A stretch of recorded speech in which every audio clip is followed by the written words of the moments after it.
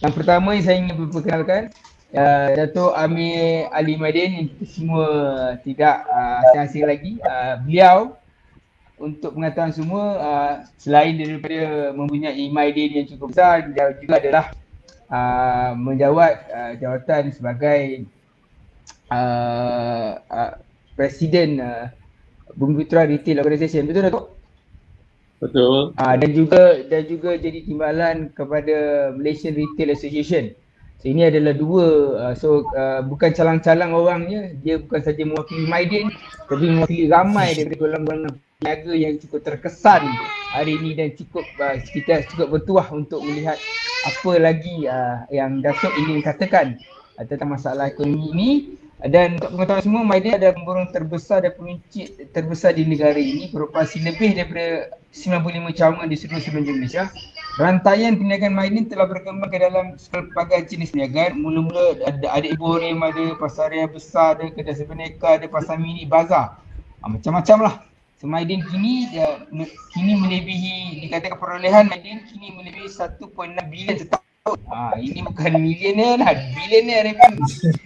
Aktif yang paling kita hayati, yang kita hargai sekali. Kalau orang lain mungkin sibuk untuk mengkayakan lagi empire dia, Datuk juga meluangkan cukup banyak masa aktif dalam mempromosikan produk-produk tempatan, IKS, PKS, menjalankan perniagaan cara yang sihat dan pada bersama-sama aktivitas ekonomi mempertahankan hak-hak orang Bumi Putra, orang Melayu dalam ekosistem perniagaan yang cukup kompetitif ini.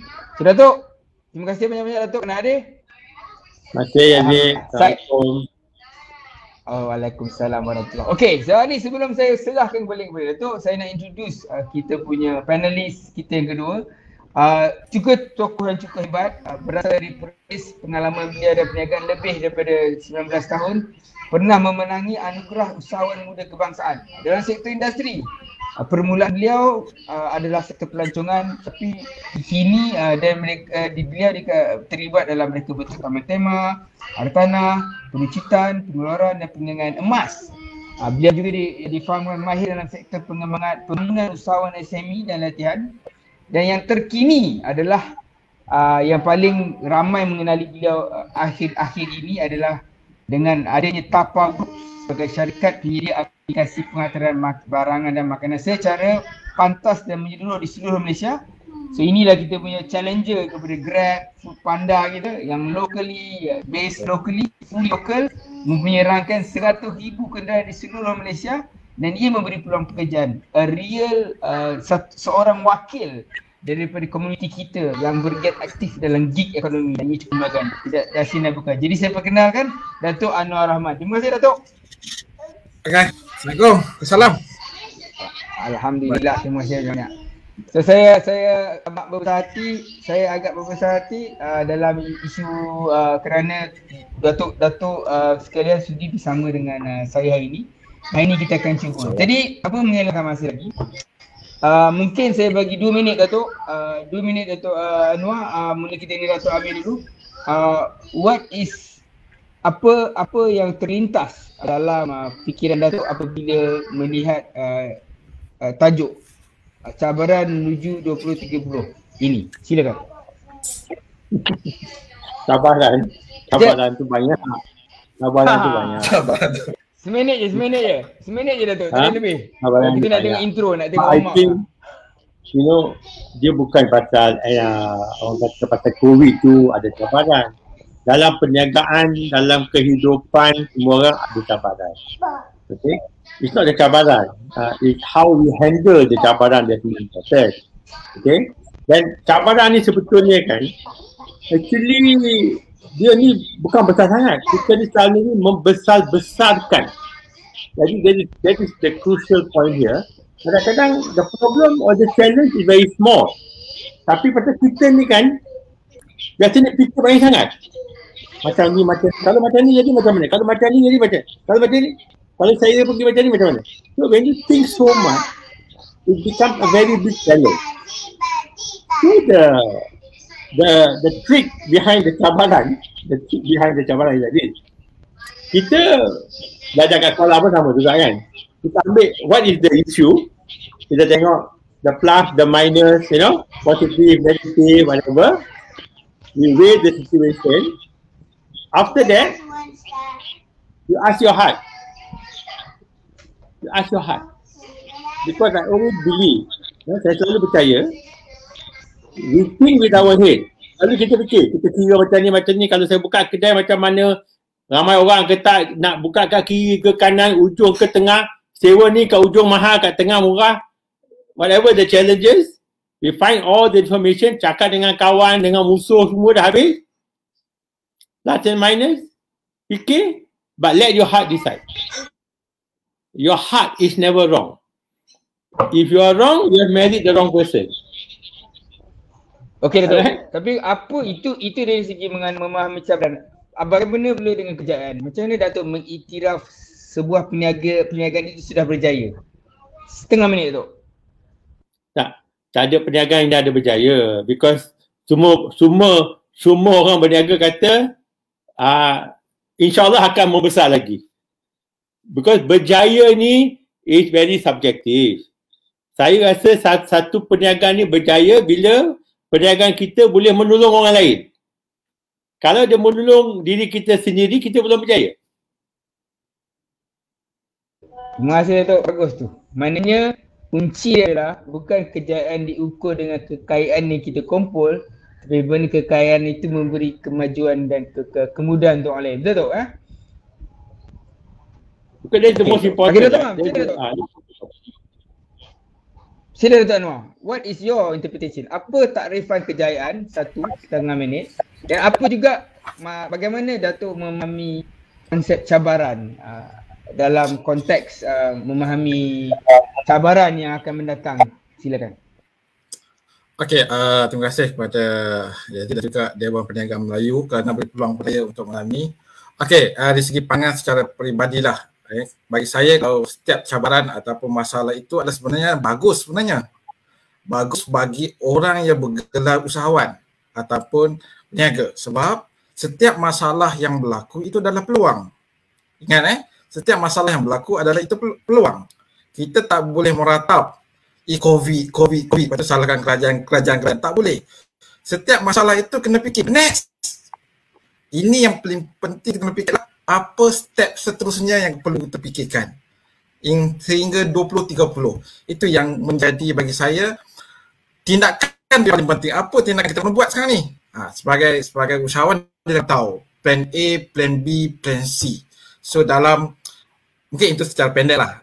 Nanti cerita panjang pula. Bagi saya, dalam keadaan sekarang, apa masalah itu adalah peluang yang perlu kita rebut. Okey, dari segi kejayaan, saya setuju dengan macam Datuk Amir cakap. Susah nak cakap kejayaan dia. Kalau ikut kejayaan, Datuk Amir dah bagi saya sangat berjaya. Macam saya ni ada antara junior yang baru nak up tau. Junior, saya rasa berbangga malam ni sebab saya bersama dengan idola saya juga. Orang kata billionaire yang berjaya kat Malaysia. Alhamdulillah. So, susah. Orang kata, ya aku kalau dah berjaya nanti 40 tahun aku nak pencen. Contoh. Tapi sebenarnya susah. Orang niaga dia bukan macam tu. Kalau duit banyak ke, harta yang banyak pun tetap dia akan teruskan perjuangan dia. Sebab apa? Niat dia tengok bergantung masing niat lah. Sama ada niat dia nak bantu kepada masyarakat atau bantu kepada agama. Itu yang paling penting ialah niat masing-masing. Itu dari segi intro dia lah. Jadi Alright, terima kasih. Satu permulaan yang baik. Kita dapat dua konteks yang selari, sama penting daripada Datuk Amir dan Datuk Anwar. Jadi soalan pertama, saya buka sesi lah. Saya juga punya favourite entrepreneur kat Malaysia ni juga lah, Datuk Amir. Datuk Amir, kita mulalah. Mungkin Datuk Amir boleh terang sedikit konteks sebelum kita mulakan perbincangan kita lebih. Tentang bagaimana jenama Mydin ni bermula, bagaimana ia bermula, dan adakah ketika itu brand Mydin ni dah digambarkan sebagaimana yang kebanyakan rakyat melihat hari ini. Maybe sedikit konteks dan bagaimana ia bermula dan kenapa ia menjadi sebegitu besar hari ini. Silakan Datuk. Ya, sebetulnya Mydin tu nama arwah bapa saya kan. Nama arwah bapa saya.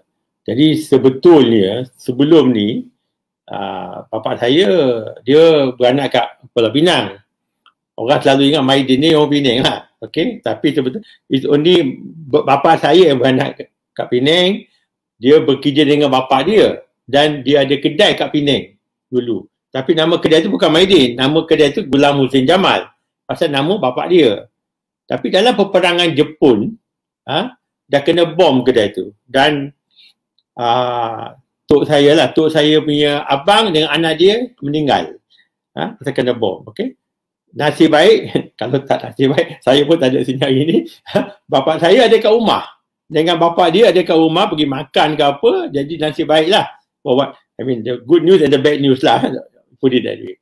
So lepas dah sebelum perang Jepun ni, bapa saya dan tok saya orang kaya sebetulnya. Betul-betul kaya raya. Dia seorang-seorang ada yang tak ramai kat Penang pada masa tu ada kereta. Ada kereta, ada driver. Can you imagine 60 tahun dulu ada kereta, ada driver. Itu dah terror lah. Sekarang semua orang ada kereta, orang kata. Pada masa tu. So dia memang anak orang kaya lah pada masa tu. Tapi lepas perang Jepun ni, bila dah kena bom, habis. So he became a very poor man. Lepas tu dia start balik jual kat kaki lima.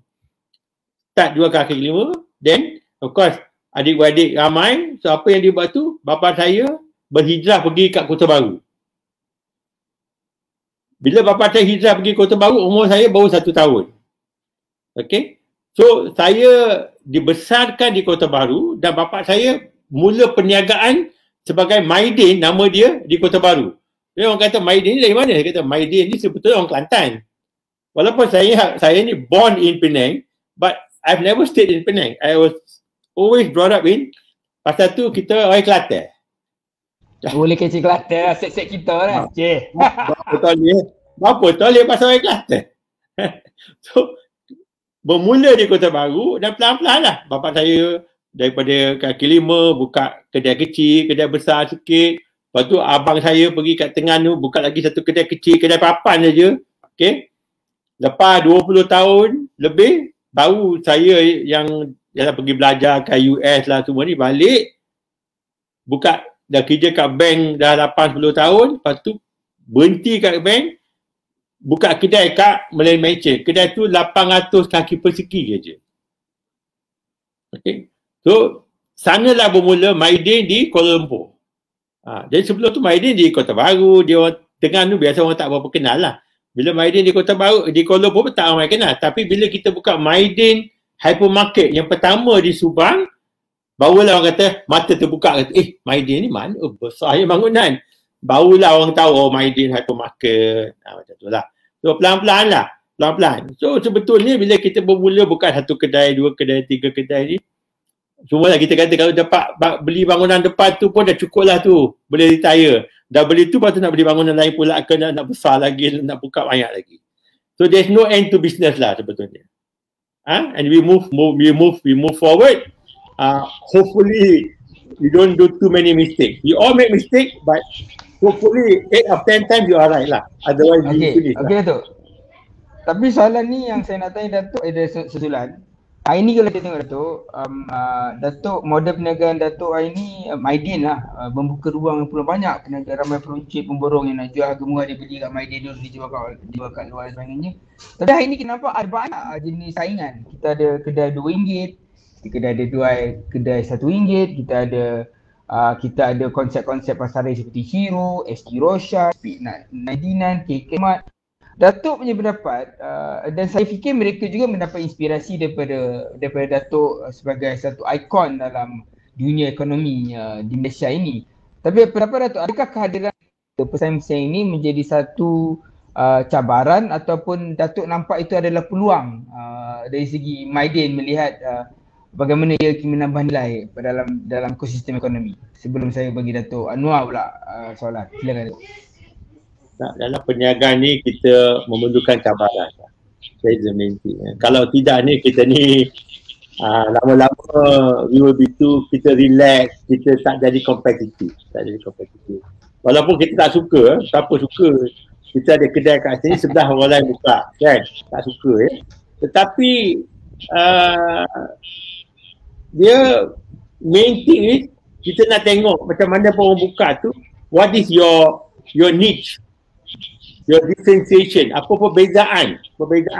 Jadi bila kita tengok, macam kita tengok hypermarket, Tesco ada, Giant ada, orang kata Carrefour dulu, sekarang Aeon Big ada, tapi Mydin pun ada. Apa perbezaan? Kalau nak cakap perbezaan, kita nak pergi beli Milo, 3, 4, 4 semua jual Milo. Tapi kalau awak nak beli tanpa was-was, Mydin saja. Kalau nak beli telekung, kat Mydin. Nak beli Quran kat Mydin. Nak beli barang stationery untuk balik di sekolah, semua tiga-tiga ada, tapi kalau kat Mydin dia besar. Lepas tu kalau nak beli borong kat Mydin. Kalau nak beli satu, Tesco ada, Giant ada, Aeon pun ada, tapi Mydin ni ada 3 harga. Bedanya boleh beli satu, harga lain, beli 12 harga lain, beli satu kotak, satu karton harga lain. So, what is your niche factor? Dia kena ada perbezaan. Alright? And the mustahak ni kepercayaan consumer, dia percaya masuk kat kedai harga berpatutan. Tak sepatut murah, tapi berpatutan.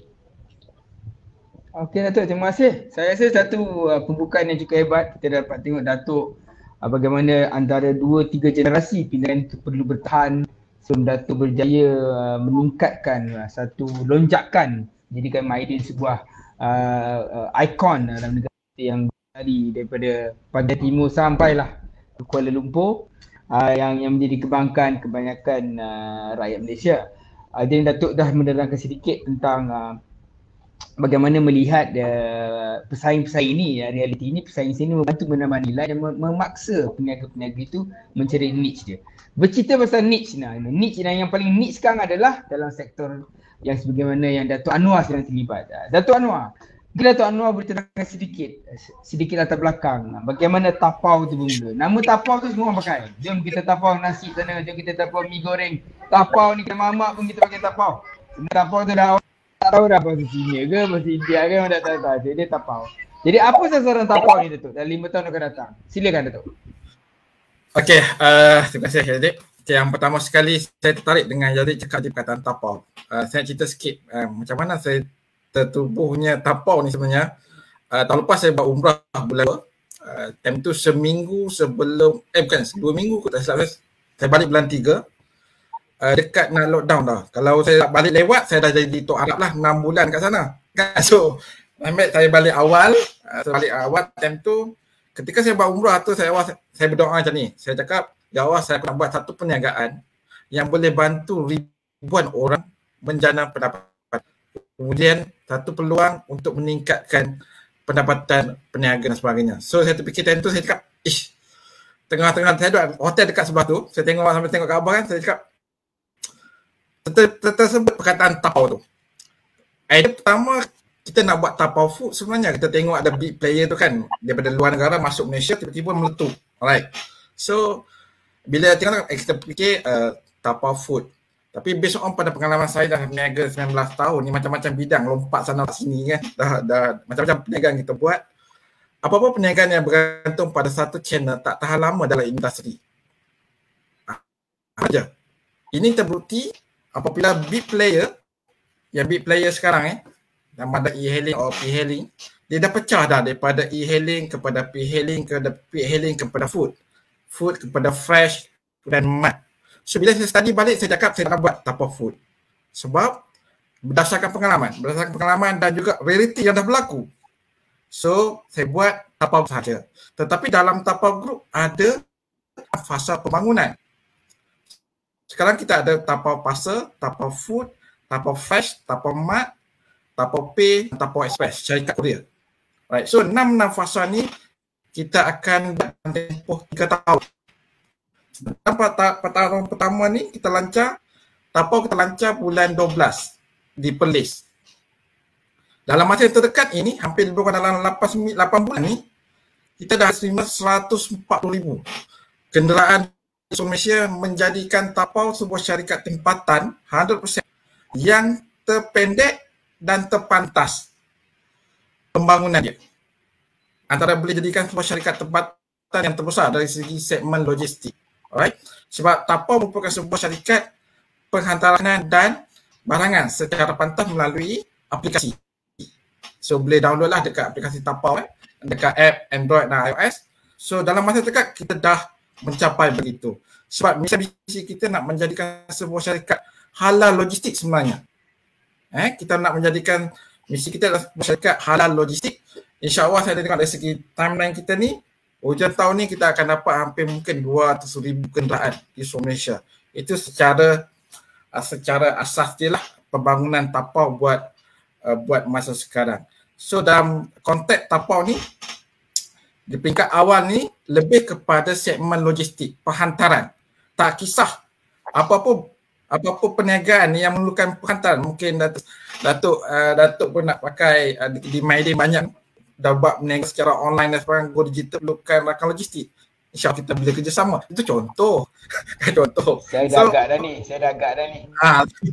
So itu contoh kan, saling bantu. So kita dalam Tapau adalah pelengkap ekonomi digital. Ayat dia kita adalah pelengkap ekonomi digital. Kita bukan bersaing tetapi pelengkap kepada ekonomi digital. So itulah semua Datuk. Okey. Sebelum saya tanya boleh Datuk Mahmi, saya ada soalan susulan. Sektor yang Datuk ceburi ni kalau ikut seringkali dikategorikan sebagai gig ekonomi lah. Teraju melalui tindakan Plan Bumi-Putera 2030, dia memang jelas meletakkan penguasaan ekonomi gig ni sebagai salah satu sasaran ekonomi Bumi-Putera. Jadi sejauh manakah potensi ekonomi gig seperti Tapau ni dalam membantu dalam konteks memperkasakan ekonomi Bumi-Putera yang hari ni dah menyusut teruk daripada 23%. Sekarang yang saya difahamkan ekuiti kita 9%. Jadi bagaimanakah Datuk merasakan potensi ekonomi gig ni? Adakah masih ruang untuk big player untuk menyaingi kawan-kawan kita yang warna hijau tu dan warna purple tu dan sebagainya, yang macam mana, adakah kita mampu menggunakan, adakah Datuk rasa Tapau boleh mewakili market share yang cukup besar dan sekaligus membantu ramai orang mendapat pekerjaan dan meningkatkan pendapatan? Pendapat Datuk? Alright, just intro awal dulu. Untuk makluman dari segi data kita, 90% rider dan driver kita adalah Bumi-Putera. Okay, 90%. Dan 70% adalah berumur 30 tahun ke bawah. Bermaksud dalam kasta belia, bawah, muda. Kebanyakan yang mana boleh dikatakan dia bukan gig ekonomi, bukan kira hang belajar degree ke diploma ke tak. Ada tahu doktor pun ada, datuk pun ada jadi driver. Minta maaf. Dalam keadaan sekarang ni, gig ekonomi bukan memandang level yang rendah. Tak, sebenarnya gig ekonomi lama dah sebenarnya. Bukan baru 2-3 tahun ni. Gig ekonomi dah lama. Sekarang kalau dari segi bisnes kita, banyak syarikat dah tak pakai dah account dekat office, dia pakai outsource punya. Itu lebih senang kita, gig ni part time lah senang kita. Dia tak terikat dengan mana syarikat. Dia bebas. Masa dia fleksibel, dia nak on pagi, dia on. Dia nak on tengah hari, on. Dia nak on petang, dia on. Itu segi konteks gig ekonomi lah. So dari segi yang kata ada tadi persen pada 30% kepada 10% Bumi-Putera tu, bagi saya itu kepada agensi, dia kata misi dan visi pihak kerajaan lah. Sebab kata kita ni dalam satu kapal, usahawan ni dalam satu kapal. Tengok siapa pilot dia. Pilot dia nak bawa benda tu ke tempat tu, kita semua akan jadi yang bagus. So bagi saya, dalam Tapau, saya tak dapat lagi apa bantuan. Terus terang, live ni saya cakap saya tak pernah dapat lagi apa bantuan di mana-mana agensi lagi. Dan projek ni dirun oleh Hashim sendiri sebab saya pemilik tunggal dalam Tapau. Saya tak ada partner. Dan alhamdulillah boleh dikatakan untuk macam tadi pasal Tapau ni, sebab kita nak menjadikan sebuah syarikat yang terbesar di Malaysia. Sebab saya dah susun flow ni, kita nak jadi dalam segmen halal logik dekat Malaysia untuk e-hailing ataupun belum ada lagi konsep tu, dan kita ke arah tu sekarang. Mungkin ada strategi tak boleh cerita dekat secara live ni lah, tapi dari segi data kami, dan saya lancarkan Tapau Food dalam masa dekat ni, boleh dijangka dalam hujung bulan ni, kami lebih kurang 60,000 tau perniaga makanan. Menjadikan Tapau adalah platform terbesar syarikat tempatan. Sebab tu bagi saya, macam mana kita nak ke arah macam Datuk Amir. Datuk Amir dah memang dah terkenal. antara usahawan Melayu yang dah terbukti berjaya. Bagi saya, dalam konteks kita nak meningkatkan persen bumi buta dalam perniagaan ni, kita kena bantu usahawan-usaha yang baru nak naik ni, bukan yang bantu bagi duit modal awal ni, tak. Tengok yang ada potensi, bagi besarkan jadi macam Dato' Amir juga. Itu baru betul-betul menjadi. Itu dia set lah. Kemudian ini kan minta bukan dari segi politik. Hello? Alright. So dalam konteks tapau senang saja. Saya buat different strategi. Kebanyakan big player tunjukkan saya produk tempatan yang terbesar di Malaysia. Di luar negara, contoh di Indo ada Gojek. Government dia support betul-betul Gojek ni bakar. Syarikat luar negara nak masuk, dia pandang tiri, nak tiri je. So macam Malaysia, tunjukkan saya syarikat pre-hailing dan e-hailing yang terbesar di Malaysia. Saya tak tahu, saya tak nampak lagi syarikat yang terbesar. Right? Syarikat terbesar dan kita harap. Setuju Datuk. Setuju Datuk. Ya. Jelas ke? Betul tak? Alright. So kita harapkan kita diharapkan tuan-tuan dan puan sokonglah tapau menjadi sebuah syarikat tempatan, sebab kita bukan fokus di dalam bandar saja, tetapi kita dalam tapau berbeza sikit. Kita buat program pembangunan usahawan luar bandar. Kita dah buat kerjasama, dah hantar surat. Kita nak bantu usahawan yang berniaga tepi-tepi jalan ni transform kepada program Go Digital. Ya. Okey. Itu maknanya jelas tapau mempunyai visi dan jelas untuk menjadi satu pemain utama dalam gig ekonomi yang dapat menyaingi secara merit kumpulan-kumpulan gergasi yang sedang bermaharajalela di dalam ekosistem perniagaan kita hari ini. Dan isu ini, isu yang Datuk kata tadi, saya dah dengar banyak kali Datuk Amir dah. Memang ada masalah kita punya ekosistem kadang-kadang agak mudah memberi laluan dan sokongan kepada syarikat luar berbanding syarikat tempatan. Oleh itu, ini adalah satu yang mengecewakan. Yang mengecewakan lagi adalah bila kita bicara tentang pandemik ni. Jadi Datuk Amir, pandemik ni kita dah banyak dalam forum bersama lah. Datuk Amir tahu saya punya point of view, saya pun tahu Datuk Amir punya point of view. Pandemik ni telah banyak beri kesan kepada peniaga. Kan? So Alhamdulillah kita tengok Datuk Anwar on the other side lah, yang mengambil kesempatan atas pandemik. Tapi kebanyakan peniaga mengalami kesan yang cukup dahsyat kerana tak semua dapat pivot dan mengambil kesempatan daripada perubahan teknologi dan sebagainya akibat lockdown. Tapi ada juga ramai beranggapan Mydin sebab dia besar tu. Mydin bilion-bilion setahun kot, tidak terjejas. Apa komen Datuk tentang statement ini daripada orang-orang bawah ni? Dia ingat the bigger you are, you have a lot more cash, you tak ada masalah. Cuba mungkin Datuk bagi sedikit penjelasan pada persepsi ini. Silakan. Yeah, sebetulnya the bigger you are, the more problems you have. Alright, the more problems you have. It is always the same. Kat mana-mana pun sama. Yang besar, masalah besar. Yang kecil, masalah kecil. Tapi untuk siapa-siapa yang besar, dia rasa masalah dia besar. Yang kecil rasa masalah dia yang besar juga. I think the main thing, yang Mustaq ni orang kata, Mydin ni, because orang terfikir dia kata, Mydin ni sebetulnya orang kata jual makanan. Jadi semua orang beli makanan. So probably during the pandemic is better. Tapi the most important thing yang Mydin ni bukan saja jual barang tau. Kita ada perbezaan. Nombor satu, we are owners of a lot of malls. Kita ada 27 hypermarket tau. Bangunan. Ada yang kita punya sendiri, ada yang kita sewa, ada yang kita sewa daripada orang kata from the REITs. Okay, so dia ada banyak beza. Yang kita sewa sendiri pun ada masalah pasal nak bayar. Yang bangunan kita sendiri, hutang bank tak habis-habis. Yang bayar sewa, tuan punya yang nak bagi pada sewa tu tak nak kurangkan sewa. Okay, tapi siapa yang kita bagi sewa, kata, alah takkan tak boleh kurang sewa. Kan? So this issue, dia ada, so Mydin ni actually is 3 parts tau, tiga. Satu, as a owner of property. Owner property, bila lockdown, mall tutup, penyewa-penyewa semua kedai dia tutup, footfall turun, we suffer. Just like any other mall operator. You go to Mid Valley kosong, you go sini kosong, Maidin pun kosong lah. So we suffer, and we suffer tremendously. Betul-betul susah. Yang kedua ni, masa pandemik ni, sebetulnya orang pergi beli makanan saja. Tapi sebetulnya Maidin punya perniagaan, 60% memang makanan essential.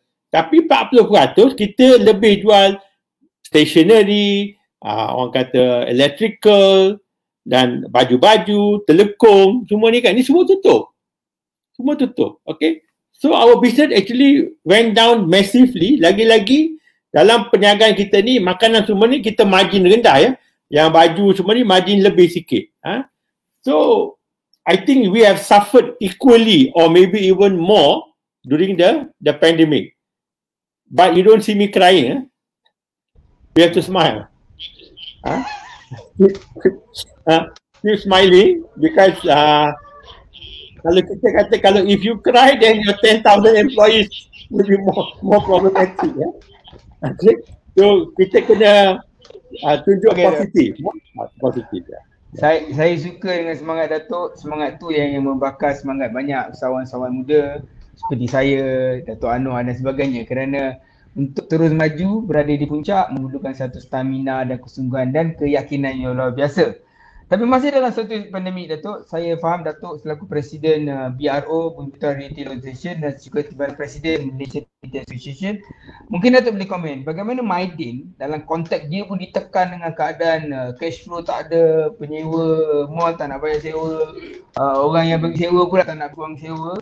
Bagaimana Maidin pada masa yang sama cuba memenuhi tanggungjawab sosialnya, khususnya bantu masyarakat dan golongan-golongan peniaga untuk keluar daripada pandemik. Adakah Maidin ada program untuk bantu peniaga-peniaga yang mungkin menjadikan Maidin source untuk sebagai wholesaler? Itu nombor satu. Nombor dua, bagaimana juga Maidin bantu isu membina rantaian peruncit Melayu Islam yang lebih besar dan berjaya. Sebab ini adalah satu isu yang cukup besar kerana kurangnya rantaian-rantaian peruncit di kalangan orang-orang kita untuk menyaingi kawan-kawan kita yang lebih established. Adakah Maidin mempunyai dua-dua program ini yang boleh dikongsikan? Silakan Datuk. Ini nombor satu berapa susah kita pun kan, jangan lupa kita bagi pada orang. Okay? Just because you don't have enough money doesn't mean you don't have enough to give. Apa-apa yang kita ada, walaupun 10 sen atau RM1, kita bagi, kita dapat barakah. So, saya tak percaya orang kata, sekarang susah ni, minta maaf lah saya tak boleh tolong. So, betulnya bila susah tu, kadang-kadang kita boleh lebih menolong. It doesn't have to be money all the time kan, tak semesti kita bagi duit. Kita boleh tolong hantar orang, kita boleh dengar. Because a lot of people, you need to listen. Be a mentor. Ramai yang orang kata vendor-vendor kadang-kadang jumpa saya nak meluahkan perasaan, nak tanya. Memang dia dah fikir dah nak buat macam dia nak tutup kedai, nak give up. So should I close the shop? Should I just give up? Okay? So kadang-kadang you can be at least a listening wall lah. Boleh-boleh kita dengar. Okay? I think that is I think very very crucial. Kita boleh tolong. Lagi satu in terms of answering your second question. Jadi kita ni pasal Maidin, kita I think semua orang ada buat. Orang buat kerajaan, orang kata ada CSR lah. CSR, ramai NGO yang buat CSR. So kita pun dapat kadang-kadang macam baru ni kerajaan bagi 300,000 contohnya satu-satu ahli parlimen. Okay? So dia kata bakul kan, bakul makanan kan, satu bakul tu RM100. So bila you buat bakul RM100, orang nak bagi tu dia kata saya nak bakul RM100, bagilah apa yang patut. Nak beras, nak gula, nak tepung, nak Milo, nak kicap manis, garam semua. So kotak. Tapi kita punya kriteria untuk masuk barang dalam kotak tau berlainan. First kalau nak masuk beras, kita pilih beras mana? Beras Faiza contohnya. Kalau nak masuk kicap Jalil, kicap Mumin. Okay? Kalau nak garam, kita cuba cari. You see, so either you find a manufacturer yang Melayu. Kalau tak ada manufacturer, you buy from somebody yang is a distributor yang Melayu. Okay? So my criteria macam ni tau.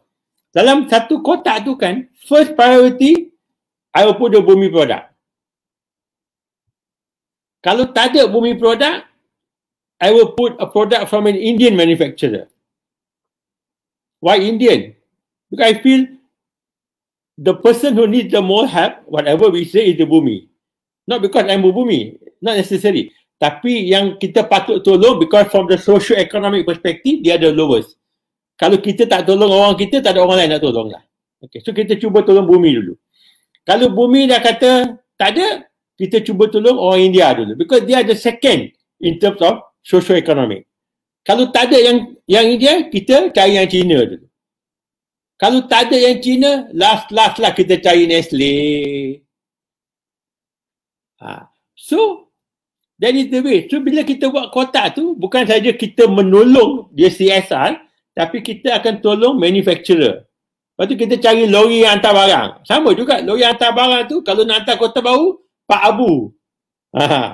Lori, trailer besar tu, Pak Abu punya trailer. Bukan saja dia bagi murah sikit, pasal dia orang Kelantan. Tapi dia orang Melayu. Dia tolong, sama-sama tolong. Okay? So, kadang-kadang orang kata, you see, you have to consciously try to help. Consciously. You must be very conscious tau. Kadang-kadang, bila saya kat Mara dulu, saya pegang Mara sementara lah, setahun setengah kita tahu ya. You know the tender exercise. Bila saya pergi kat Mara, saya pergi tengok. Saya pergi MRSM. Saya masuk kantin dia. Lepas tu dia orang dapat tender kan, canteen operator dapat tender kan. So saya masuk kantin, saya masuk tempat barang dia. Saya tengok minuman Milo, kicap Mami, tomato kecap Mami. I kata, lepas tu I pergi procurement Mara, I kata dalam tender tu you tak tulis ke bangunan Bumi Putera dulu? Kan Mara? Kata, tak ada lah. Imagine Mara. Okay, dia Mara. Bila saya masuk Mara, first meeting, minuman dia bagi kat minuman botol tu, dia bagi freezer. Saya kata, kenapa bagi freezer? Bagilah ala Fonte. Tu Haji Fauzi kita. Kalau kita kata kita nak quality lah, tak nak yang tak tahulah drinking water yang mana kan, yang second third class ni pengarah kan, contohlah pengarah lah kan. Okay, ala Fonte is as good as freezer anytime. Tapi dia orang tak buat. Tak buat. They themselves don't think. Dia bagi kopi, bagi Nescafe. Kenapa tak bagi kopi Hang Tuah? Bukan tak ada. Kalau tak ada, it's fine. Selagi ada. So, kita sendiri tau. Kita sendiri kopi Hang Tuah. So, kita sendiri kena buat. Kalau kita tak buat, tak akan jadi. Okey Datuk, saya Datuk telah menimbulkan satu lagi tahap kekaguman saya kepada Datuk sebab you walk the talk. Sebab hari ini kita lihat bagaimana Datuk menggunakan kelebihan dan kedudukan beliau untuk memastikan rantaian peruncitan, rangkaian supply chain Bumi Putera terus terbela dan dibela. Dan anehnya ini gagal dilakukan oleh banyak pembuat-pembuat dasar kita dalam contoh-contoh yang Datuk katakan tadi, dan ia sepatutnya satu tamparan yang hebat kepada pelbagai usaha yang telah kerajaan lakukan untuk bantu orang kita. Tapi orang kita sendiri tak nak ambil tindakan yang sepatutnya, dan apa yang Datuk lakukan itu bakal menjadi inspirasi kepada ramai usahawan untuk benar-benar mempraktikkan tanpa retorik buy Muslim first dengan erti kata sebenar, buy Malay first untuk kata sebenar, ataupun buy Malaysian first. Either or, kita menang. Sebab yang paling penting kita kena bantu usahawan tempatan, dan kalau boleh pilihlah mereka yang hebat. Sila tu, ada lagi nak tambah? And no, Razid, the worst is apa tahu? The worst are the politician. Because the worst are the politician. Pasal bila dia budget duit sebetulnya daripada kerajaan banyak. I mean, dia nak bagi barang-barang bantuan duit kerajaan. Bila kita minta barang kan, nak masuk apa? Nak Milo. Susu tin nak FNN. You know? Saya tanya, kenapa nak FNN? Ambillah yang lain. You know, dia kata, tak adalah bila kita bagi kan, branding lah, branding. Kononnya dia nak branding tau. Politician nak bagi kotak, bila dia buka tu, dia nak orang tengok Milo. Dia tak boleh minuman coklat ABC, nanti tak ada branding, dia kata. So, kadang-kadang it's everything lah. Leadership start from the top lah. Kalau mereka, masalah sekarang ni, ini bukan forum politik, tapi kalau nak cerita pasal politik, sekarang ni tak ada satu politician yang berani cakap bumi agenda. Tak ada. Tak ada satu orang boleh cakap kita kena buat 60%. Yang ni kota ni kena bagi. Although I don't like kota-kota, tapi there's no bumi minister. Cakap aja bumi. There's no bumi minister sekarang, from the prime minister until whoever is there. Sekarang berani tau. Berani cakap. Ini kita kena bagi 30%. Kan saya kata, kenapa 30%? Population 56%. Why you keep saying 30%? You should give 56%. That is the correct thing to do. Tak apalah, itu cerita politik. Habis Datuk, kita start ni. Okey Datuk, terima kasih. Saya rasa satu reality check sebenar saya setuju. Kita kena beri contoh daripada atas. Jadi kita daripada atas, so kita dengan Datuk yang juga tak cukup bawah pun cukup di atas juga, Datuk Anwar. Datuk Anwar, soalan seterusnya Datuk. Saya difahamkan TAPA pun ada kerjasama dengan Dewan Melayu, khususnya dalam mendidik khidmat logistik kepada ahli-ahli mereka, juga sebagai pilihan untuk jana pendapatan. Maybe Datuk boleh terangkan sedikit dalam konteks TAPA dalam keadaan pandemik ni dan sokongan kepada Dewan Melayu, sebab saya pasti menambah nilai pada apa Datuk Amir katakan tadi. Silakan. Okey, Yatik, saya tertarik dengan Datuk Amir cakap tadi. Tadi dia tanya saya kan, kenapa 30% ke 10% kan? Datuk Amir dah jawab jawapan dia. Itulah jawapan dia sebenarnya. So, saya tak nak lantang. Jadi saya memang lantang isu Datuk tahu lah, tapi saya moderator, saya tak boleh cakap banyak. Jadi saya biar Datuk yang cakap lah dulu. Silakan. Kita bagi otai dulu sembang kan. Kita bagi otai sembang dulu. Betul lah Datuk Amir cakap, itu jawapan dia. Alright. So, balik pada soalan yang Yazid tanya tadi. Pertama, apa yang TAPA boleh bantu kepada ahli Dewan? Yang pertama, lebih kepada dari segi platform lah. Kita menjadi platform pada nak transformkan usahawan-usahawan kita yang berniaga secara offline ni ke arah go digital. Sebelum ni mungkin dia berniaga di kedai, di tepi jalan ataupun dia berniaga di rumah. Dia transform ke platform digital sebab dalam bisnes kita ni bukan orang kita lah, bukan orang kita. Bagi saya, just perkongsian lah ilmu sedikit. Apa-apa bisnes yang kita buat, pasti channel income kita lebih daripada 2 atau 3. Contoh saya jual ikan tepi jalan, itu baru satu channel. Orang walk in. Kalau jual secara online, 2 channel income kita. So pastikan perniagaan kita yang buat tu lebih daripada 2 atau 3 channel. Okey, mungkin ada orang tanya, daripada masa tapau sama, baik aku masuk fokus pada syarikat ni, syarikat hijau ataupun syarikat pink. Silap tu, itu silap. Mengapa? Lagi banyak kita masuk platform, lagi banyak income yang kita dapat. Itu ajaran sesat tu. Kalau saya setia satu platform je, saya tak boleh masuk platform lain. Itu ajaran salah. So kita dalam sebagai kenapa bezanya tapau dengan syarikat-syarikat lain, sebab kita turun padang mengajar orang Melayu kita berniaga ke arah yang lebih besar lagi. Mungkin makcik tu berniaga 15 tahun jalan. Tak apalah, makcik dah berniaga 15 tahun, alhamdulillah rezeki. Saya dalam konteks saya mengajar, saya mengajar bukan makcik fikir makcik, saya nak perniagaan makcik diwariskan kepada anak. Kenapa orang Melayu kita tak boleh diwariskan perniagaan? Ini contoh. Kawan saya, best student SPM, lepas habis belajar, dia tak sama masuk universiti. Dia bekerja dengan bapaknya, tokai kontainer terbesar dekat Padang Besar. Now dia dah jadi big boss dah. Nampak tak? Perniagaan diwariskan. Kita kena orang Melayu ni, tak kisah berniaga ke apa, ajar anak kita berniaga. Dan mak ayah tolong ubah doa. Dan saya dah ajar, mak ayah tolong doakan anak-anak menjadi usahawan yang berjaya dunia akhirat. Mak ayah tolong, kalau ada mak ayah kat sini, doakan anak kita menjadi usahawan. Barulah persen kadar semangat usahawan tu membara. Dia bermula daripada kecil. Bila kita train, sebab saya diajar mak saya umur 8 tahun, 7, 9 tahun start dah basuh pinggan berniaga pasar tepi jalan. Masa start bersalah, alhamdulillah. Itu dari segi itu. Kemudian dari segi kata konteks tadi, apa yang kita bantu ahli dewan, pertama kita menyediakan latihan. Yang kedua, kita bantu untuk kembangkan perniagaan melalui platform. Yang ketiga, kita bantu dari segi segmen logistik. Contoh Yazid ada website ataupun Dato' Amir pun ada website sendiri. Kita boleh buat kerjasama dari segi segmen logistik. Sekarang ni saya nak bagi tahu kalau ada siapa yang menonton live ni, kerajaan menyediakan geran 5,000. Berapa banyak orang Melayu kita ambil geran 5,000 ringgit? Geran digital. Tolong mohon geran 5,000 ni untuk buat website. Saya kalau waktu live saya, makcik-makcik tepi jalan saya suruh juga mohon dapatkan geran 5,000. Kalau dia tak pandai, anak uruskan website tu. Sebab apa? Rugilah. Kerajaan bagi bantu geran untuk kita ambil.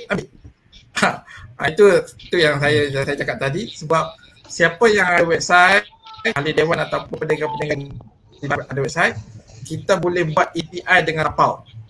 Orang order dekat website, rider, driver tapau pergi ambil barang dekat kedai, hantar. Itu cara dia. Adalah secara tradisional call, runner free tak? Tak ada lah, tak perlu.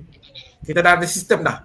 So, insyaAllah tu yang kita boleh tawarkan kepada ahli dewan lah. Kita nak transformkan ke arah. Terima kasih Datuk. Bukan saja ahli dewan ni. Saya rasa Dato' Amir pun nak suruh masukkan website dia. Silakan Datuk.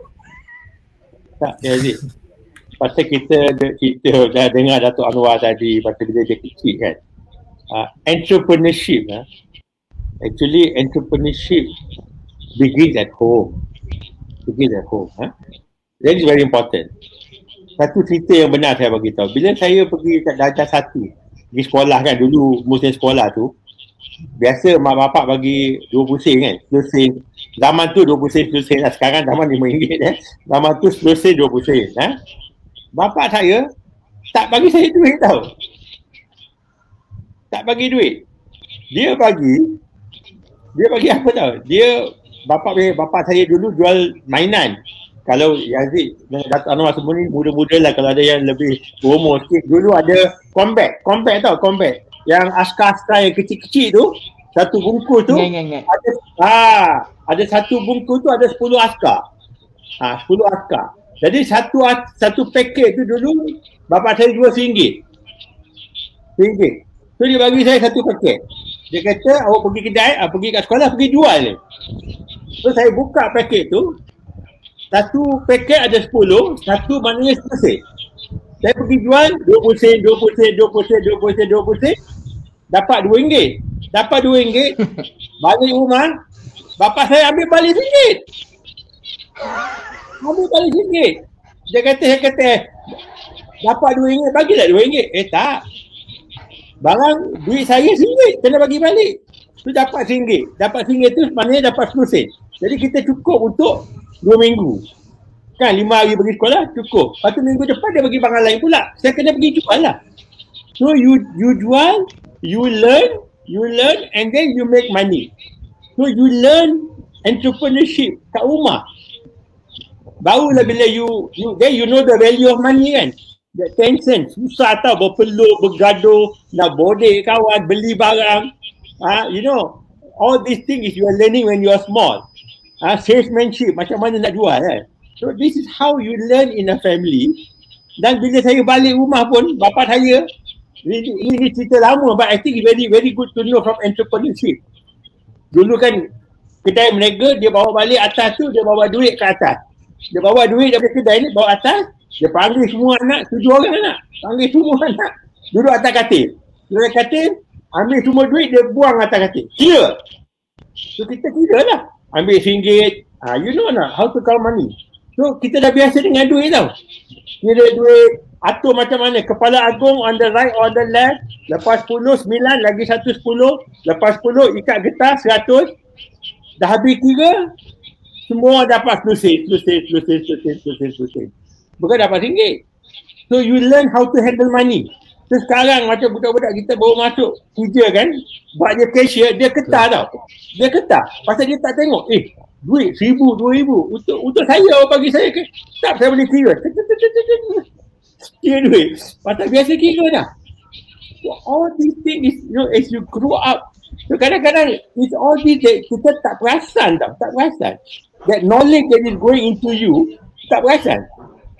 When you come out of it, then when you realize your salesmanship, your marketing skills, honesty, because and you must pay back, you see, bayar balik hutang. Dia tak bagi tahu, bayar balik RM1 tu, dia tak bagi RM1. Macam sekarang kita ni kan, bagi anak, pergi beli hanya RM10. RM7 dia bagi RM3, simpanlah anak RM3 tu. Bapa saya tak, RM2.65 dia nak balik RM35 tu. Betul. Bukan saya nampak hebat Datuk. Saya rasa relevan apa yang Datuk Anwar kongsikan. Doa dia, cara dia, dan itu sebenarnya diamalkan oleh ayahanda kepada Datuk Amir sendiri dalam memperkasakan create skill-skill yang diperlukan usahawan. Tadi saya nak, ni soalan ni bukan Datuk Anwar, tapi saya nak tanya dua-dua Datuk lah. Datuk Anwar, Datuk rasa ada ke tapau boleh bersaing dengan logistik yang besar sangat ni? Yang Datuk Amir pula pendapat macam mana? Can tapau beat, can tapau the rest tak? Itu soalan saya. Datuk Anwar tanya dulu. Sebab tu Datuk Amir beri komen. Silakan Datuk. Okey, pertama apabila kita buat satu perniagaan itu, kita ada misi dan visi. Alright, kita ada misi dan visi. Kalau kita buat bisnes, kita tiru orang. Aku buat pasar raya, aku nak tiru Datuk Amir. Tapi kita ingat, dalam bisnes dia berkonsepkan peperangan, strategi. Kita tak tahu Datuk Amir ada 10 strategi. Saya baru nampak dekat TV Datuk Amir cakap live ni, saya nampak 2 strategi je. Tapi 8 strategi lagi saya tak tahu. Begitu juga dalam tapau. Kita dalam tapau berbeza sedikit dan kita insya-Allah alhamdulillah, yang pertama kita harapkan kita mengharapkan rakyat Malaysia support tapau, sebab kita susun strategi merangkumi semua kawasan kita masuk. Ada sebab dia kenapa kita buka tapau di setiap kawasan di luar bandar berbanding dalam bandar besar, sebab big player banyakkan fokus kepada bandar besar sahaja. Tetapi tapau dia buka luar bandar dan dalam bandar. Dan dalam masa yang sama kena lihat balik ke 6 segmen perniagaan, 6 fasa tapau tadi. Kita buat ni sebab nak merangkumi 6 fasa tapau tadi. InsyaAllah tahun depan kita nak buka syarikat kurier kita sendiri, Tapau Express. Yang mana tapau menjadi sebuah syarikat kurier yang rasanya termurah. Macam mana nak buat termurah tu? Itu strategi nantilah kenapa tapau buat sekarang. Memang tapau nak tapau semua lah. Dalam tapau nak tapau bukan, semua. Kalau lihat balik pada tahun lepas. Tahun lepas kita datangkan syarikat Tapau Express, tapi government dah buat announcement bulan 10 lesen kurier dibekukan 2 tahun. Kenapa benda ni terjadi? Right? Kebanyakan syarikat-syarikat kurier dari luar negara masuk banyak. Lihatlah macam mana sebuah syarikat big player daripada luar negara masuk boleh bakal mengalahkan big player tempatan. Itu menjadi satu faktor yang perlu. Ninja Event. Banyak saya boleh sebut dah. Hari-hari dia berkondom saya ni. Jadi sebut tak apa, aku tak boleh sebut. Saya sebut tak apa. Saya dengan Datuk Amir boleh sebut. Kita biasa ni. Betul. Aku baru nak out. Tapi Datuk, saya setuju, saya faham strategi Datuk dan saya doakan dan saya insya-Allah kita akan sokong sama-sama.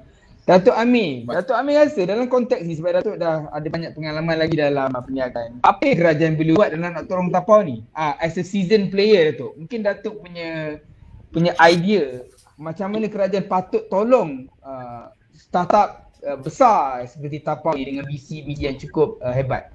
Pendapat Datuk? Yang pertama ni kalau kita tahu tapau ni kan TAPAW. Kalau kat Kelantan ni kita keluar W tu jadi tapa.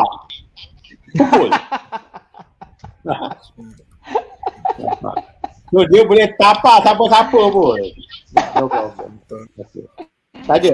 Dia kita ni sebetulnya ada masalah kat Malaysia. Masalah ni kan kita ni baik sangat.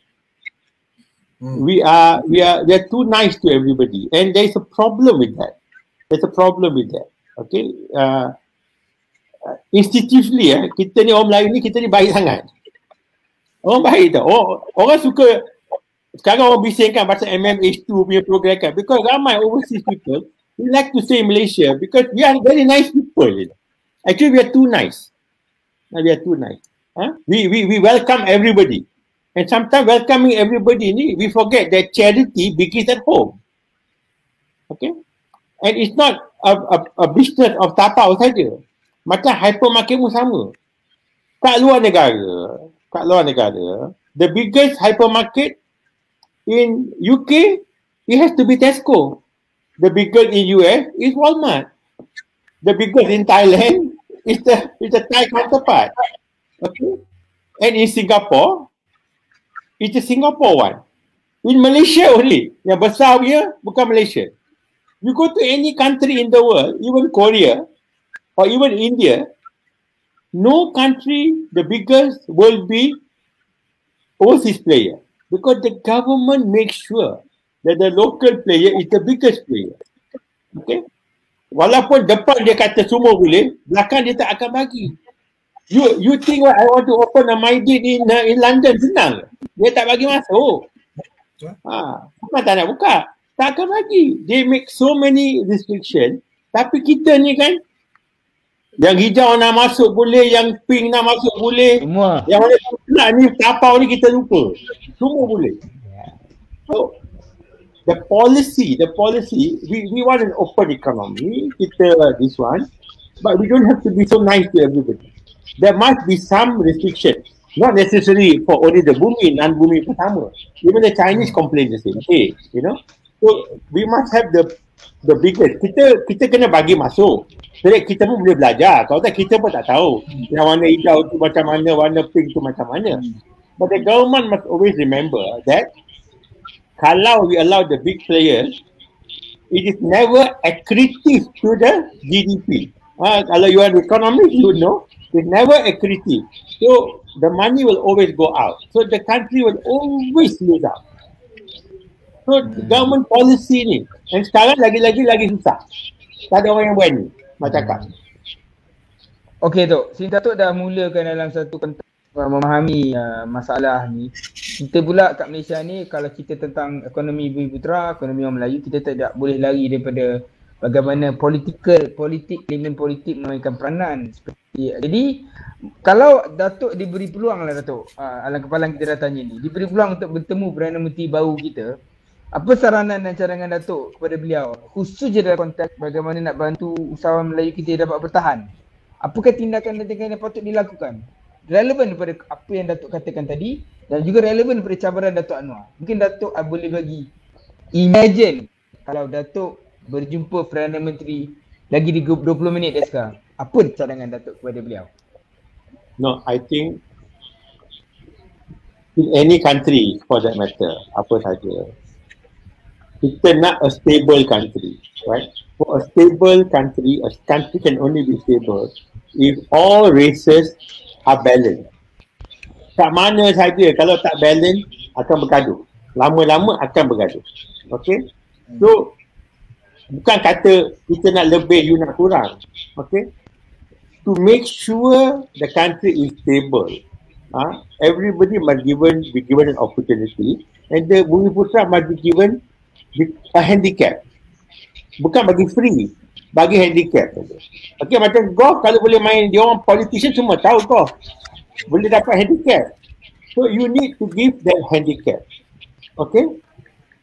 And you must be able to let them compete among themselves. Macam memang ada polisi kerajaan dulu kan, apa-apa compete among themselves. Tapi bila you tengok baru-baru ni, bila di pandemik ni kan, macam contohnya kerajaan kata okay, dia bagi 50 bilion pada dana jamin untuk menolonglah peniaga-peniaga yang besar.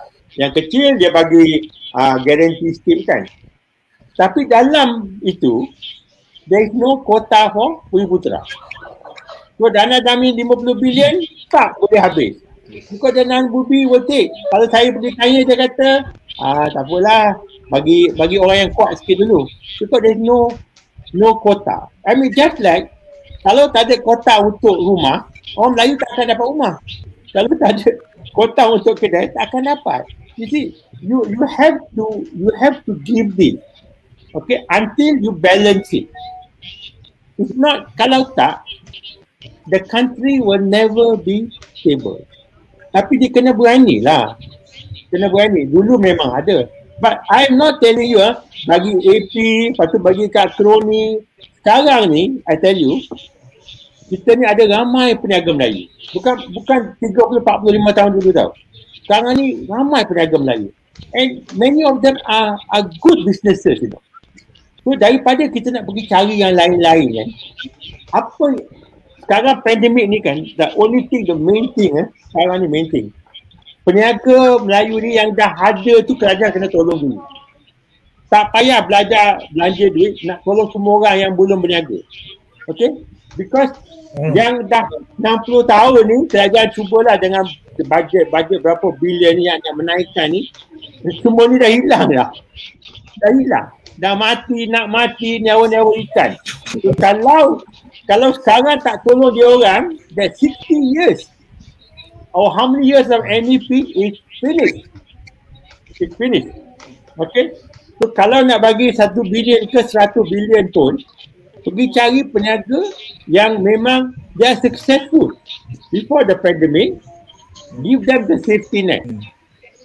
Safety net ni senang aja untuk saya. Siapa yang ada pinjaman 1 juta, bagi dia 1.3 juta. Bagi 30% aja lebih. Any businesses, kalau dia ada pinjam 100,000, bagi dia lagi 30,000. Untuk rolling. Okay? Bagi dia 30. That 30% is enough to me for any business to start back. Nak bayar ni, nak bayar tu, lepas tu boleh berniaga lah. Yang lain tu, kita memerlukan sebetulnya satu dana modal.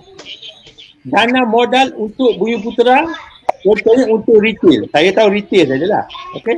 So kita memerlukan satu dana modal, sama juga dana harta, lebih kurang. Dana modal, nombor 1, to buy off the debt. Sama dengan dana harta dulu.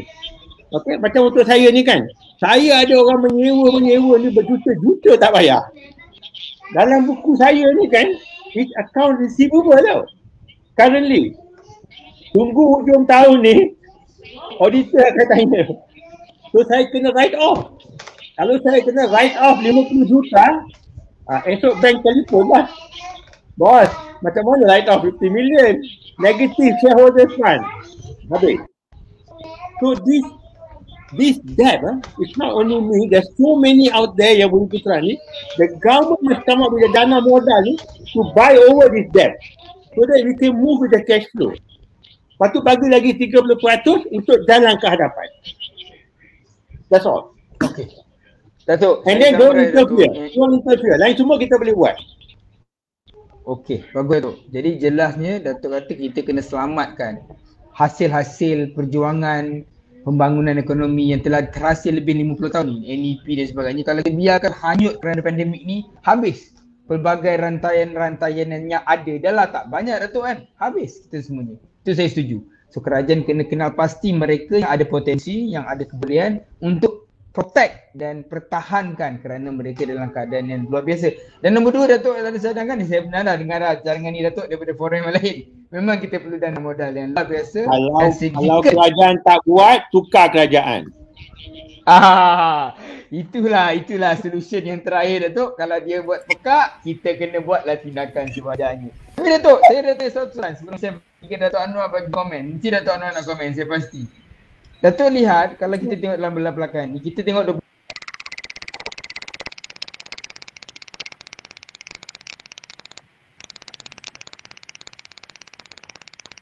Jadi tak dengar.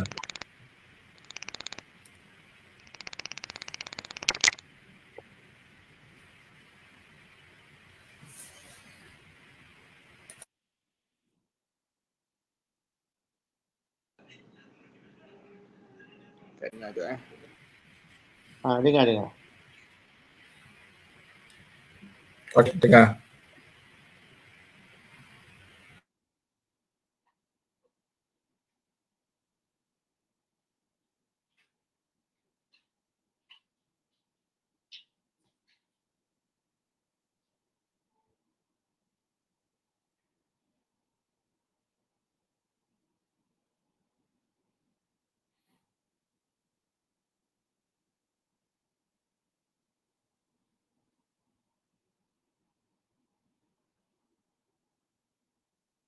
Pasal marah sangat tu.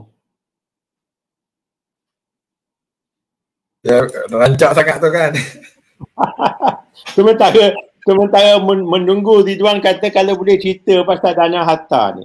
No, dana harta we know lah what dana harta. So cadangan saya ni kalau kerajaan boleh tubuhkan satu dana modal. Dana modal for whatever industry lah. Kalau retail, for this, for that, you know.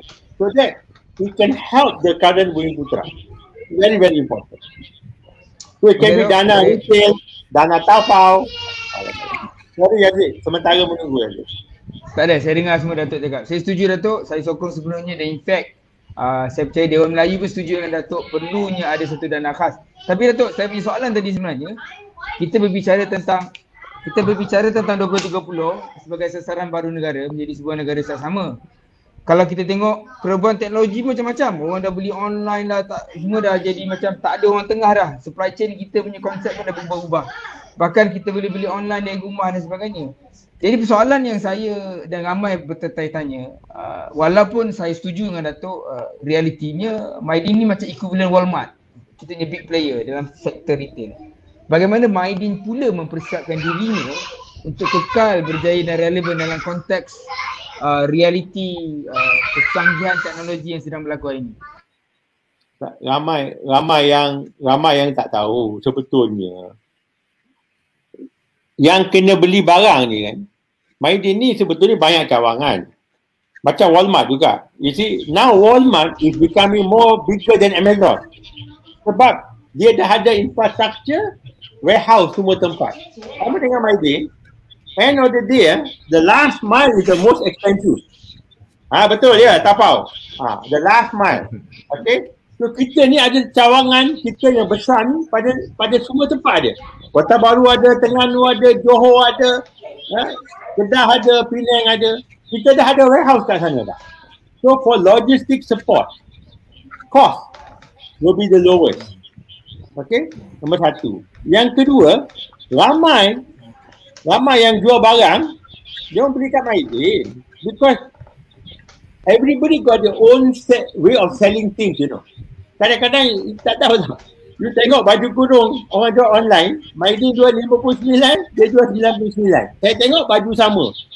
Branding tu dia potong label tu, dia tukar label, dia packing, dia kata dia bagi handbag free 99. Barang-barang Mydin. So packaging dia tukar. Stationery ramai beli kat Mydin, dia jual online. So a lot of people are doing online, tapi cakap online, barang tu daripada mana? Barang. Mereka membutuhkan barang. Dan kan Mydin ni pemborong. So ramai beli barang kita, bukan, lepas tu dia jual retail. Dia ada Facebook dia ada Twitter dia ada dia punya whatever method dia have lah. So we are not a dinosaur, don't worry. So maknanya tidak ada apa-apa perubahan yang perlu dilakukan sekiranya dana dan modal kita berjaya dapat, Datuk. Apa yang agak-agak Datuk akan modify untuk make sure Mydin 2.0 akan wujud dan akan grow selepas pandemik ni? Ada apa tak perkembangan Mydin doesn't need a 2.0. Our 1.0 is fine because we are growing.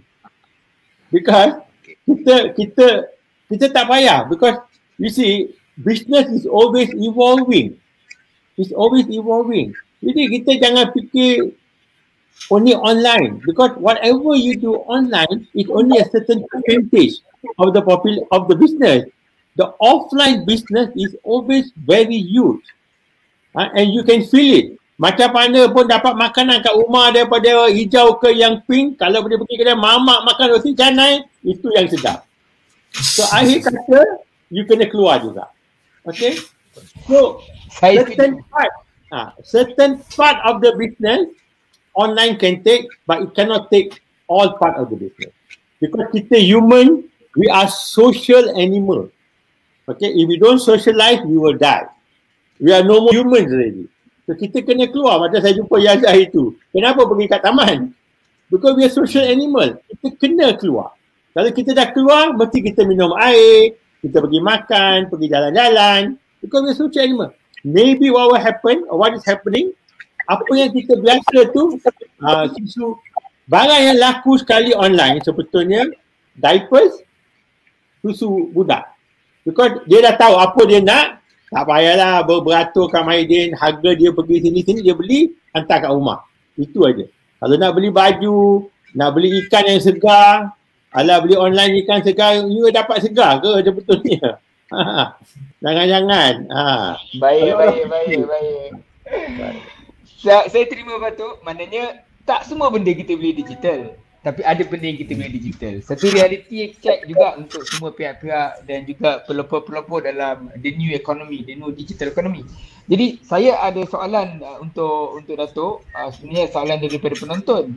Dia nak tanya Datuk, sebelum Datuk jawab, bila saya tanya soalan dia, dalam percentage big brand dengan local, berapa banyak percentage IKS ni dijual, produk-produk IKS kita berbanding dengan brand-brand besar. Itu nak menggambarkan trend consumer. Sebelum Datuk jawab, Datuk Amir, saya nak tanya Datuk Amir. Tadi Datuk Anwar. Datuk Anwar saya nak tanya, tadi Datuk Amir ada katakan bagaimana ekosistem tentang logistik dah sedia ada dan sebagainya, dan ia akan menambah nilai kepada player-player seperti Tapau dan sebagainya. Jadi dalam konteks tu, Datuk Anwar rasa Tapau ni ganggu tak periuk nasi peruncit atau Maidin atau yang besar-besar ni, kerana dia dapat beat the middleman contohnya. Dan dalam itu dari satu konteks persepsi salah seorang daripada komentar. Tapi realiti dia, maybe Tapau boleh bagi cadangan apa yang boleh digunakan oleh Maidin dan Tapau sebagai usus sama yang bukan menguntungkan Datuk Anwar atau Datuk Amir, tapi menguntungkan pengguna. Mungkin kita boleh, Datuk Anwar boleh bagi sedikit idea berdasarkan cadangan itu. Silakan. Okey, dia sebenarnya dia bukan mengganggu sebenarnya. Dan macam saya mention awal tadi adalah Tapau ni adalah pelengkap ekonomi. Sebab syarikat Tapau adalah syarikat logistik. Setiap barang yang kita pakai ni, baju kita, topi kita, kursi kita pakai ni, ada 15 hingga 20% dalam logistik. Tak boleh lari. Tak ada kata aku hantar percuma. Mana ada hantar percuma? Dahan serap masuk dah dalam tu. Itu ayat marketing lah. Hantaran percuma dan sebagainya. Itu ayat marketing. Tetapi boleh dikatakan semua barang ada kos logistik dan sebagainya. Okey. Itu bagi pihak Tapau sebenarnya, mungkin ada pihak Maidin juga dan juga usahawan lain. Kita ni lebih dalam membantu usahawan. Yang pertama, channel kan. Daripada offline tadi, Datuk cakap tadi betul. Saya akui memang Datuk cakap tadi betul. Tak semua boleh online. Tak semua barang. Macam saya dalam sektor pelancongan sebelum ni, dia orang buat apa? Tulisan digital. Apa yang untuk yang pakai kan? Tapi pergi Australia pakai Google ni, kau boleh duduk tepi pantai. Lain tu. Takkan kau baring kat aku dah sampai dalam Australia. Oh boleh naik bukit ni dan sebagainya. Mana boleh? Kita ni manusia, bukan robot kan. So kena pergi tepi pantai. Oh bestnya pantai ni cantik. Begitulah macam Datuk cakap tadi, tak semua boleh kita nak online kan, tetapi dari segi segmen Tapau kita bantu usahawan untuk kembangkan. Itu yang pertama lah. Maksudnya offline dia buat, online pun dia buat. Yang kedua, kita bantu dari segi segmen logistik. Sebab apa? Banyakkan perniagaan, masalahnya adalah bila dia buat niaga secara online, susah nak cari penghantar. Dah rugi tu. Kan orang order, boleh tak hantar durian sekarang? Oh sorry lah, saya berniaga tak ada rider, tak ada driver. Apa rider nak hantar? Kan rugi. Dia post dekat Facebook, jual durian. Tapi rider tak ada. Kan rugi. So that's why Tapau, stock at Tapau, you order je rider, nanti rider kita pergi ambil durian dan hantar. Nampak tak? Dapat dua income. Income offline, income online. Kita bantu. Right? Tak nak lagi, kebanyakan usahawan kita juga buat COD. Kan usahawan kita berniaga kan? jual biunsut tiap-tiap bulan laku. Tapi kenapa hujung bulan dia mungut? Aku jual setiap bulan untuk laku. Tapi hujung bulan rugi. Kenapa? Dia hantar 5 km, dia buat COD percuma. Biunsut RM4.5. 5 km pergi, 5 km balik, 10 km. Berapa kos dia? Dia tak ambil kos tu. Sebab dia buat penghantaran percuma. Kalau 10 km, kalau 10 km 50 sen, dah berapa ringgit dah? Dah RM5. Bukan untung, rugi. Ini yang berlaku dengan usahawan kita kadang-kadang. Sebab dia buat benda tu. Sebab mungkin tak ada ilmu yang dikongsi. Dan dalam tapau, kami mengajar usahawan buat kira kos yang betul, costing yang betul. Pergi kat situ. Kita masuk dalam platform syarikat ni charge 10%, syarikat ni charge 35%, 40%. Tiba-tiba moyang dalam internet. Apa hal hujung bulan rugi pula? Aku pula kena bayar duit dekat syarikat tu. Sebab apa? Sebab kita tak kira betul, salah kira dan akhirnya kita rugi. Itu dari segi yang saya boleh maklumlah pada adik mengenai perkara tersebut lah. Dalam tapau saya nak bagi tahu, kami ada motor, kereta, lori, van. Kalaulah peniaga, contohnya peniaga dia berniaga durian, ada dusun, dia tak lori, dia boleh order guna app tapau untuk lori pergi masuk dalam hutan tu. So maknanya kalau saya boleh rumuskan Datuk punya pandangan, tapau boleh menjadi perantara lah kalau kita nak ada hubungan kerjasama. Kalau lah dengan player-player besar seperti Maidin, you boleh bantu supply barang daripada supplier yang nak supply ke Maidin, dan you juga boleh hantar barang Maidin kepada customer Maidin dengan lebih murah dan lebih pantas, betul? Itu kita Datuk kena jumpa Datuk Anwar lah lepas ni. Saya hanya bagi provokasi. Okey. Tapi sila Datuk. Datuk Ahmed, kita dah ada dah sebenarnya pihak staff Maidin pun dah pakai dah app tapau. Asalnya dekat Melaka pun ada, dekat Perak pun ada dah pakai kita punya app untuk penghantaran. Ya, baik. Syukur Alhamdulillah. Tapi Aziz, saya ada 2-3 perkara lah. Saya nak kongsi 2-3 perkara pasal a lot of entrepreneurs. Silakan.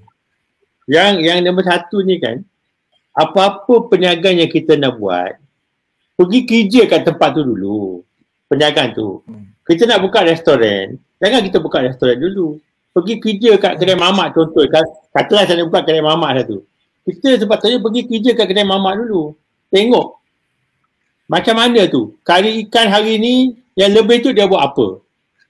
Ikan goreng tak habis, esok dia buang ke? Kalau kita kat rumah, dah habis, buang, esok boleh makan. Kalau kita tak pergi belajar dengan dia, ikan goreng hari ni, esok buat ikan sambal. Jadi dia tak payah buang. Berapa banyak dia kena masak. Apa yang laku, apa yang tak laku. Kita fikir apa yang kita tahu dia. Saya suka makan roti canai, teh tarik. Tapi teh tarik lagi laku ke kopi tarik lagi laku? So kalau kita tak, sebelum kita memulakan apa-apa perniagaan sebetulnya, saya memang selalu bergaduh dengan kajian. Dia nak bagi grant RM50,000, RM100,000. Orang baru habis universiti, RM100,000 jadi peniaga. Alah, dia belajar apa kat universiti? Photostat kertas pun tak tahu. Nak buka perniagaan. Lepas tu dia duduk sana, letak 2 bangla, dia berniaga. Tak boleh lah. Dia kena bekerja dulu. Kalau nak jual tudung, pergi kerja dengan Nilofa. Kalau nak jual Milo, pergi kerja kat Maidin. Kalau nak lawan dengan tapau, jadi rider dia. Baru boleh. So that is the first thing. Okay. Yang kedua ni, kita orang ni kan, you don't be scared to share knowledge with other people. Jangan kita takut. Okay. The more you share, the more you learn. Contoh saya bagi satu contoh. Saya kat Maidin ni kalau ada entrepreneur, ada kompetitor saya pun, saya bawa pergi kat China. Saya cakap, ni saya beli barang ni kat sini, saya beli barang ni kat sini. Orang kata, Maidin ni gila lah, dia tunjuk saya mana dia beli barang. Tapi bila saya bawa entrepreneur, dia terkejut. Dia ajar saya, Datuk beli wheelchair, silap beli wheelchair Datuk. Datuk saya tengok kedai Maidin ni, wheelchair ni 18 inci kursi. Sebetulnya pasal saya bawa dia farmasi, dia lebih tahu. Saya nak tunjuk dia mana nak beli barang, saya nak tolong dia. Nampak dia tolong saya pula. Dia kata Datuk punya wheelchair semua salah. Kursi 18 inci Datuk. Orang nak kursi 20 inci, orang duduk wheelchair gemuk, bukan kurus. So kita ni, so when my intention, niat saya memang nak tolong orang, nak tunjuk. Tapi indirectly, dia pun ajar saya balik. Pasal saya tolong, dia pun tolong saya. Dulu saya beli wheelchair, contohnya 240 RMB. Dah setahun hari tu saya nak barang, saya tanya dia, saya nak order wheelchair. Datuk beli mahal lah, saya dah dapat tempat lain lah lagi murah sikit. Dia pula tolong saya. So, when you share, people come back to you and it's always berkat tau. It always, dia akan mari balik. You don't worry about it. Jangan takut about competition. You are above competition. When you share, you are above competition. Because you are always better than anybody else. InsyaAllah. Okay? Lagi satu, pasal saya takut dah habis masa. I think it's very important for entrepreneur to know. You don't chase for money. You don't kata, saya nak kaya, atau saya nak jadi superstar. Okay? Because money and fame, duit and fame will come to you when you are ready for it. Kalau fame come to you when you are not ready, macam Michael Jackson, kau tengok semua star kadang-kadang kan dia commit suicide. You know why they commit suicide? Dia jadi famous cepat sangat.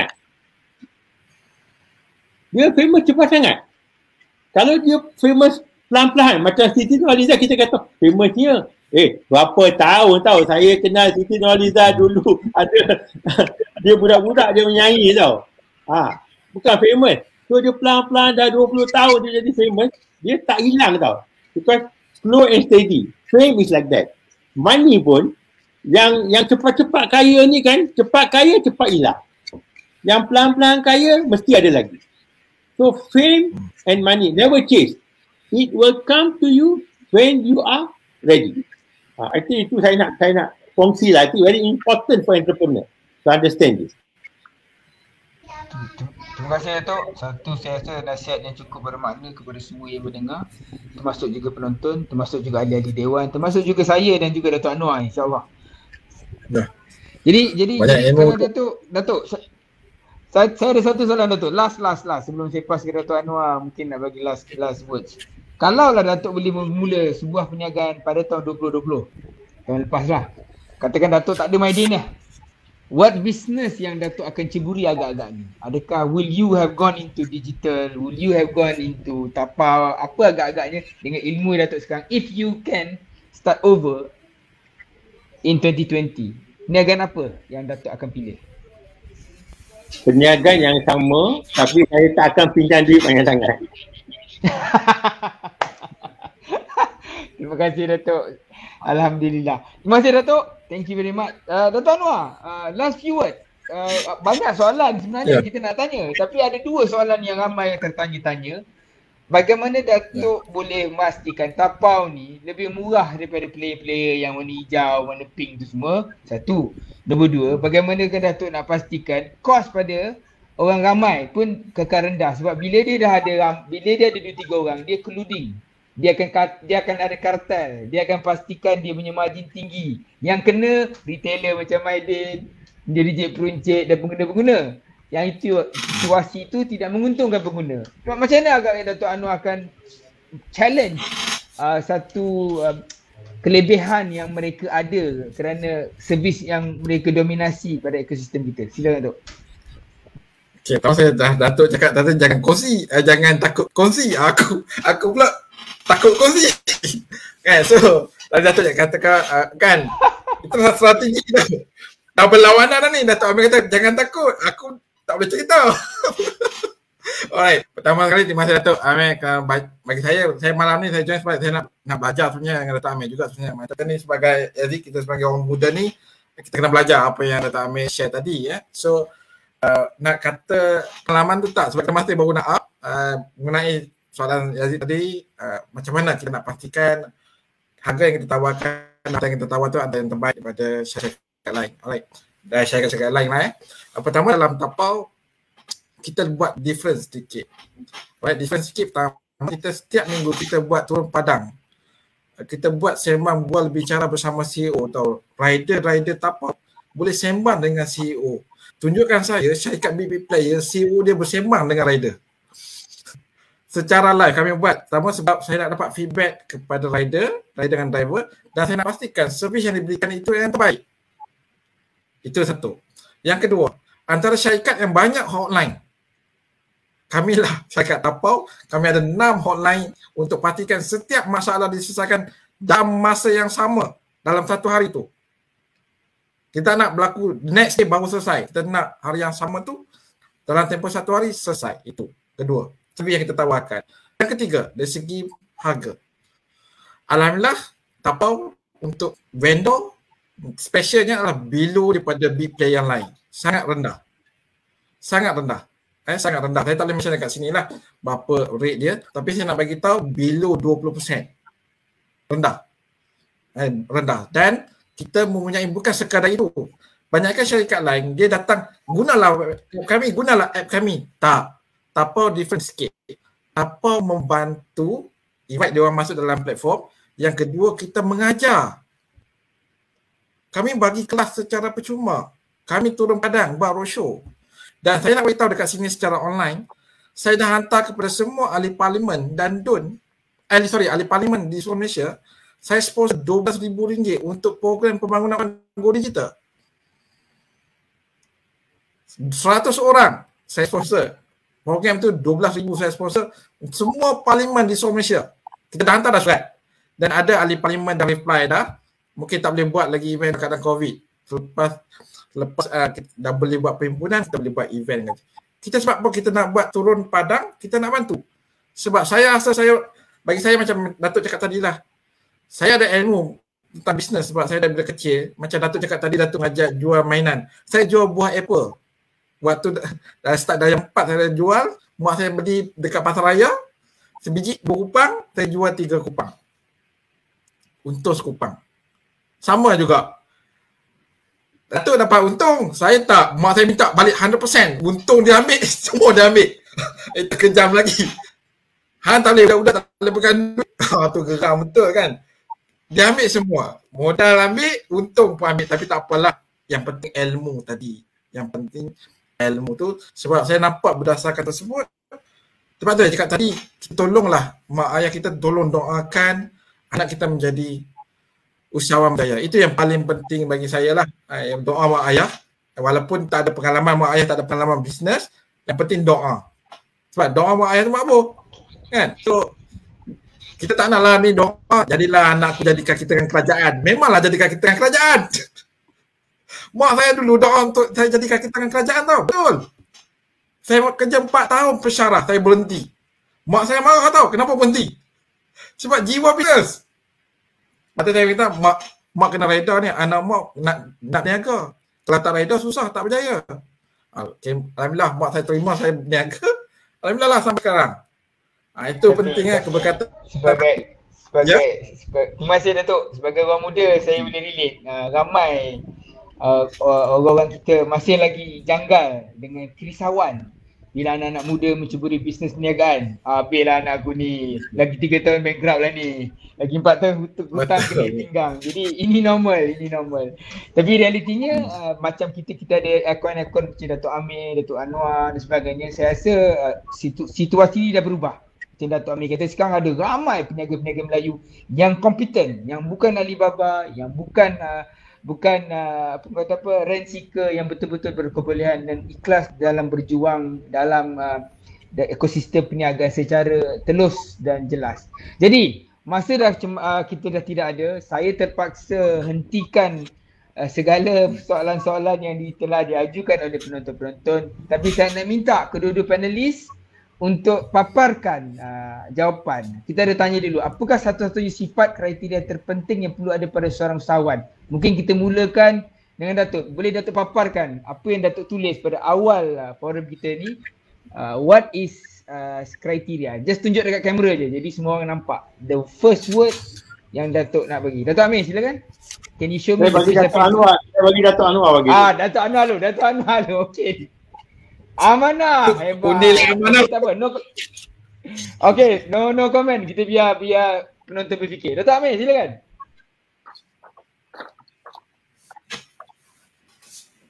Boleh baca? Boleh Nampak baca. tu. Get the right wife. Lagi dahsyat. Ini baru utai. Dia You tak know, skema punya jawapan. No, Yazid. I have to make a comment because kita ni semua usahawan, okay? Ya. Without the right support system, you cannot succeed. And the right support system is your family.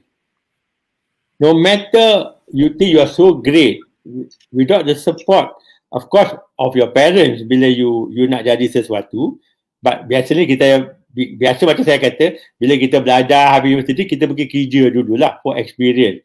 When you want to open up a business, you need that structure, and that structure is your wife, because the support from your wife. If she doesn't sacrifice, dia kata dah pukul 6 tak balik lagi, abang nak 7 pagi nak pergi mana ni? You know, all these things. Kalau dia tak support you, 7 hari tak, you go overseas tak balik 3 minggu, you every day going to work, 7 days a week.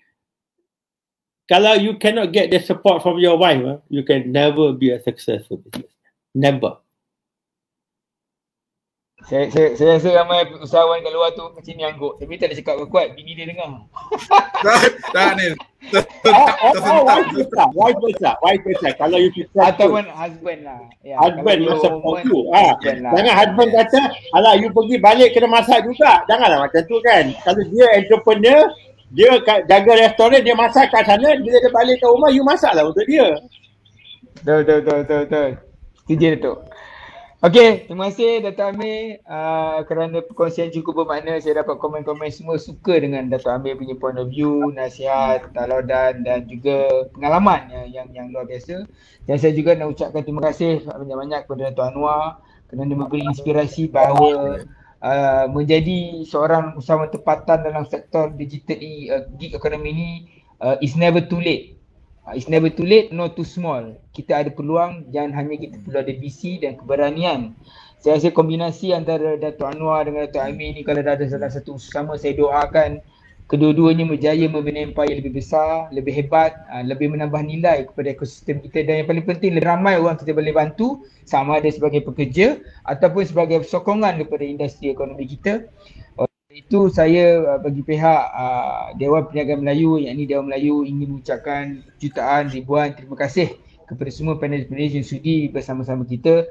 Dan it is an honor, satu penghormatan buat saya untuk bersama-sama tokoh-tokoh yang cukup saya kagumi dan sanjungi. Dan insyaAllah saya akan bertemu Dato' Amir dalam platform-platform yang akan datang dalam beberapa hari minggu ni biasanya.